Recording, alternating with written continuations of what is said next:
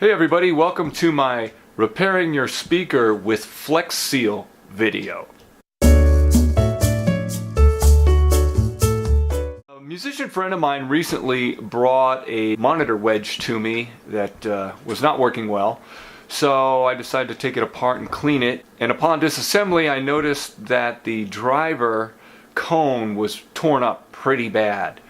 It was not only ripped above the smaller cone piece, but it was ripped below the smaller cone piece all the way around the speaker, 360 degrees. So the first thing I did was I found something to mask off the center cone. A Jif jar lid worked really well, so I used that. Next, I sprayed the tear with the FlexSeal, being careful to not get any on the center cone. As you can see, it looks pretty good. The FlexSeal actually sets in 3 hours, but it takes 24 hours to cure.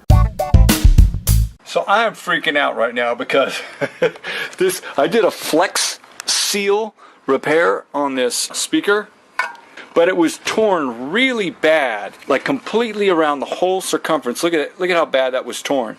And I just hit it with FlexSeal. Can you see that? That is completely repaired. So right now I'm just running subwoofer frequencies through it. It sounds great. You can see the repair.